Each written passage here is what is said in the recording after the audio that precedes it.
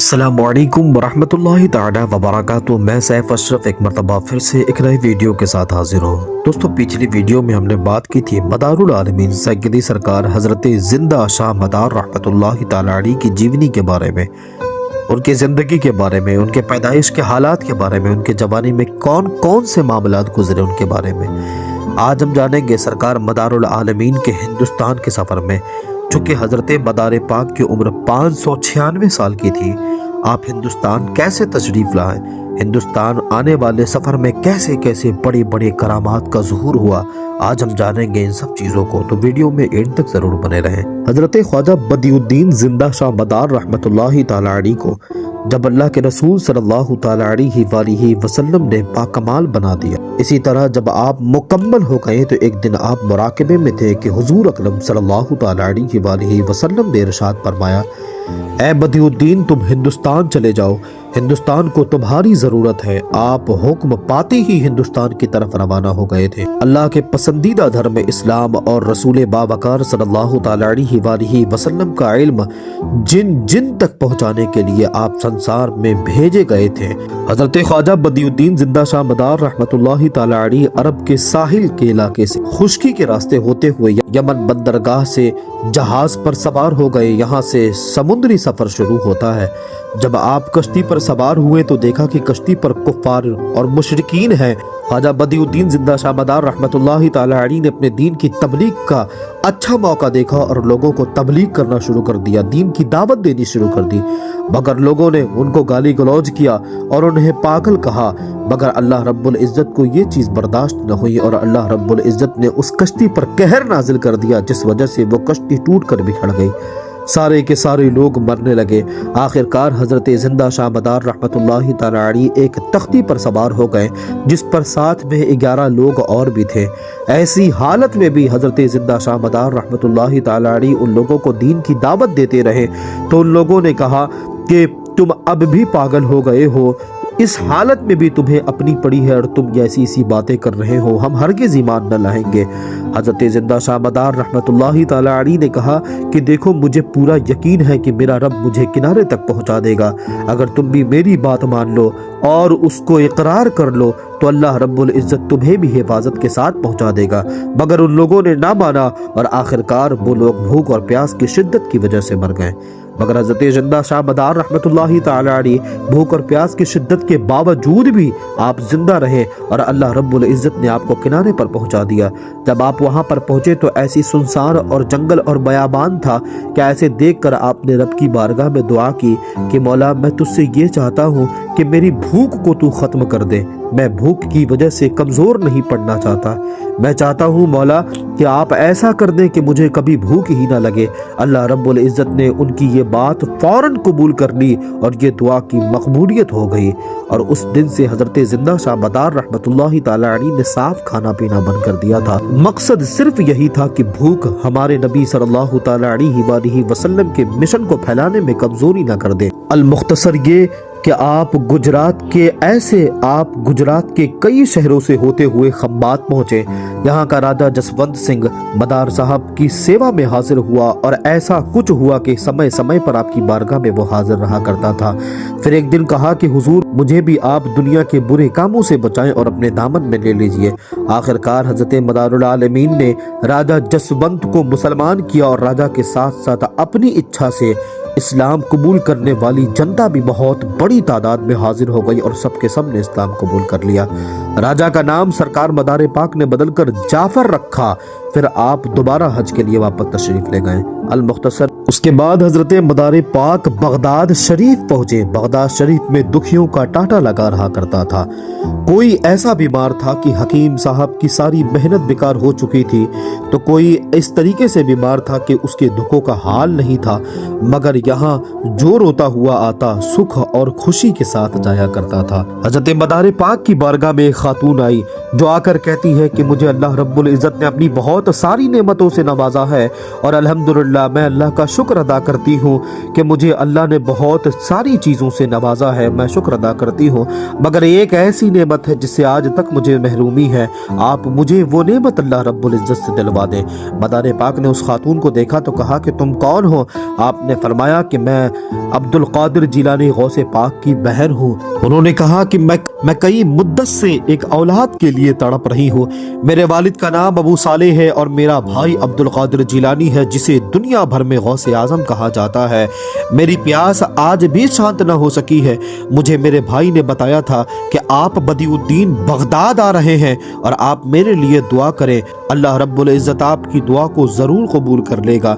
मैं अब आपसे गुजारिश करती हूँ कि आप मुझ पर रहम करें। सरकार मदार पाक ने जब ये मामलात देखे, मेरे भाई अब्दुल कादिर जिलानी ने मुझसे कहा है कि मैंने लोहे महफूज पर देखा है कि तुम्हारे हक में औलाद नहीं है, तुम्हारा दुख सिर्फ बदिउद्दीन नाम के बुजुर्ग ही खत्म कर सकते हैं और मैं आपके पास हाजिर हूँ, मेहरबानी करके दुआ कर दें। हजरत सरकार मदार पाक रहमतुल्लाहि ताला अलैहि ने जब सरकार गौसे पाक की बहन की ये हालत देखी, हजरत मदार पाक ने जब उनकी इस दर्द को देखा तो आपने फरमाया कि जाओ, तुम एक बेटा मांगती हो, तुम्हें एक नहीं बल्कि अल्लाह तुम्हें 2 बेटा अता करेगा। और मदार पाक की उसी वक्त वो दुआ कबूल हो गई।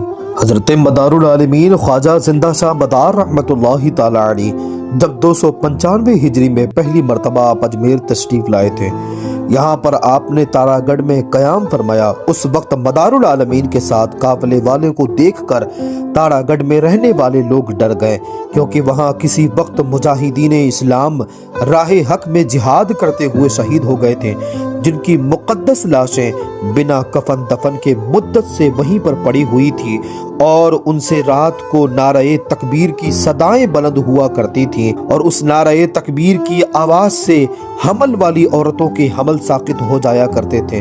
तारागढ़ के लोग इस बात से घबराए हुए थे कि पहले जो लोग आए हैं वही अभी तक हमारे लिए मुसीबत बने हुए हैं, अब ये कौन लोग हैं जो यहाँ पर आ गए हैं। लिहाजा सब ने एक राय होकर अपने सरदार को आपके पास भेजा और ये कहलवाया कि बराए मेहरबानी आप लोग यहाँ से चले जाएं, कहीं दूसरे मकाम पर आप लोग अपना डेरा डाल लें। हजरत मदार पाक रहमतुल्लाहि ताला अलैहि ने उन लोगों से कहा कि भला मेहमानों के साथ इस तरीके का बर्ताव कौन करता है, तुम इस तरीके से मेरे साथ क्यों पेश आ रहे हो, इसकी वजह क्या है। तो उस सरदार ने अर्ज किया कि हजरत आपसे पहले भी आप ही जैसे कुछ लोग आए थे, वो लड़ाई में यहाँ शहीद हो गए और रात को उनसे इतनी डरावनी आवाज़ पैदा होती है जिनकी वजह से हम एक मुद्दत से मुसीबत में गिरफ्तार हैं। ये सुनकर आपने फरमाया कि जाओ, आज रात वो आवाज़ें नहीं सुनाई देंगी। सरदार ने अर्ज की कि अगर आज रात हमारी बस्ती ने आराम के साथ गुजारी तो हम तमाम लोग मुसलमान होकर आपके गुलाम बन जाएंगे। इसके बाद सरकार मदारुल आलमीन ने अपने खलीफों से इरशाद फरमाया कि जाओ, उन शहीदों की लाशों को दफन कर दो। लिहाजा तमाम खलीफा और मुरीदों ने मिलकर आपके हुक्म के मुताबिक इस काम को अंजाम दिया और जैसे ही उन्हें दफन कर दिया, उस रात को नारे की आवाज़ आनी बंद हो गई। बस्ती वालों ने सुकून के साथ आराम किया और पहली मर्तबा कई मुद्दत के बाद बस्ती वालों ने आराम से सोया। सुबह सुबह तारागढ़ पे रहने वाले सारे लोग आपकी बारगाह में हाजिर होते और सब के सब आपके दस्ते अक़दस पर इस्लाम कबूल कर लेते। दूसरी बार सरकार मदारुल आलमीन 585 हिजरी में तशरीफ लाए अजमेर शरीफ में। उस वक्त ख्वाजा मोइनुद्दीन चिश्ती अजमेरी रहमतुल्लाहि ताला अलैहि आप हिंदुस्तान में तशरीफ ला चुके थे। हजरत मदार आजम हजरत मदार पाक रहमतुल्लाहि ताला अलैहि अजमेर में कोकिला पहाड़ी पर आप जलवा अफरोज थे। इस पहाड़ी को मदार टेकरी के नाम से भी आज भी जाना जाता है।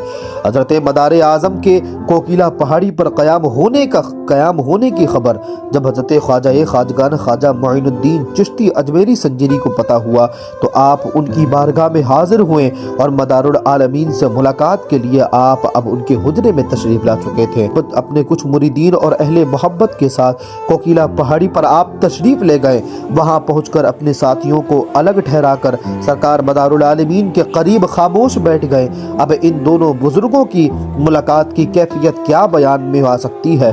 अल्लाहु अकबर, जहां ऐसे दो बुजुर्ग अल्लाह के प्यारे जमा होंगे तो किस कदर रहमत इलाही की बारिश होगी। इन लोगों की मुलाकात असल रूहानी मुलाकात हुआ करती है। ये लोग चुप बैठे हुए बात किया करते थे।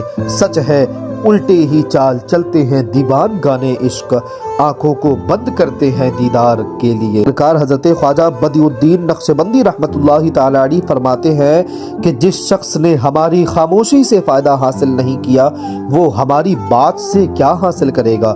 बहुत देर तक दोनों बुजुर्ग इसी तरह बैठे रहे।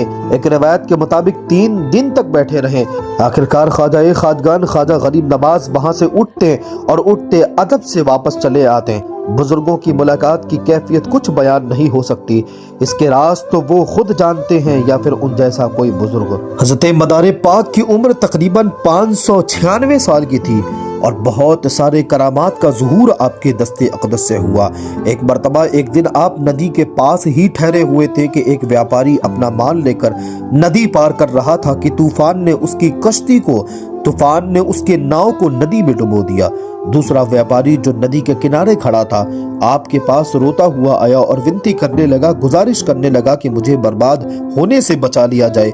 तब आपने एक मुट्ठी मिट्टी जैसे ही नदी में डाली, कश्ती पानी पर तैरने लगी और उस पर सामान वैसे ही लदा हुआ था। ये देखकर व्यापारी को बड़ा अचंभित हुआ।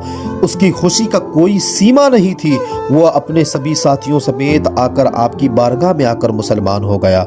हज़रत ख्वाजा बदिउद्दीन जिंदा शाह मदार रहमतुल्लाहि ताला अलैहि जब आप एक मरतबा फिर से बगदाद लौटे,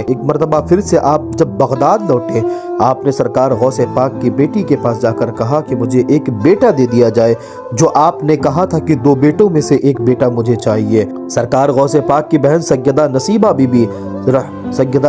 बीबी रहमतुल्लाहि ताला अलैहि ने जब आपके आने की खबर सुनी तो आपने बच्चों को गुस्ल करवाया, अच्छे अच्छे कपड़े पहनाकर उन्हें हुजूर के यहाँ तशरीफ ला रही थी कि बड़ा बेटा मोहम्मद सैयद छत पर किसी काम से गया और अल्लाह की मर्जी से छत पर से गिर गया और उसी वक्त वो इंतकाल कर गया। अभी घर में खुशियों का सिलसिला था और अब ऐसा मातम हुआ कि लोगों को समझ नहीं आ रहा था कि इस घर को किसकी नज़र लग गई है। एक माँ जिसके सामने एक बेटे की लाश हो और दूसरे का वैसे ही बिछड़ जाने का गम था, वो क्या करे। फिर बाद में बीबी नसीबा हज़रत मदार पाक रहमतुल्लाहि ताला अलैहि की बारगाह में हाजिर होती और आपने कहा कि मोहम्मद को लेकर मैं आ रही थी, जिनका नाम जाने मन जन्नती है आज, कि मैं मोहम्मद को लेकर आई और गुजारिश की कि हुजूर ये मेरा बड़ा बेटा था जिसे मैं आपको देना चाहती थी, जिसे मैं आपको देने के लिए ला रही थी, मगर आज ये छत से गिर गया और अल्लाह को प्यारा हो गया। मदार पाक ने फरमाया कि तुम मुझे ये लाश ही दे दो। और फिर लाश के पास जाकर बाल पकड़कर आपने कहा कि ऐ जाने मन जन्नती, अल्लाह के हुक्म पर तुम खड़े हो जाओ। आपने जैसे ही ये कहा कि ऐ जाने मन जन्नती, अल्लाह के हुक्म पर तुम उठ जाओ, वैसे ही हजरत सैयद मोहम्मद यानी हजरत जाने मन जन्नती रहमतुल्लाहि ताला अलैहि उसी वक्त उठकर बैठ गए। ऐसा लगता कि जैसे उन्हें कुछ हुआ ही नहीं था। हजरत मदार पाक की यही करामत पलक झपकते ही पूरे बगदाद में फैल गई। यहाँ चर्चा होने लगा कि नसीबा का भाग्य कितना अच्छा है कि मरा हुआ बच्चा भी जिंदा हो गया। इसके बाद आपकी सेवा के लिए हजरत बीबी नसीबा ने अपने दोनों बेटे अहमद और मोहम्मद को अपने दोनों भतीजे सैयद रुकनुद्दीन और शमसुद्दीन को भी आपकी सेवा में दे दिया।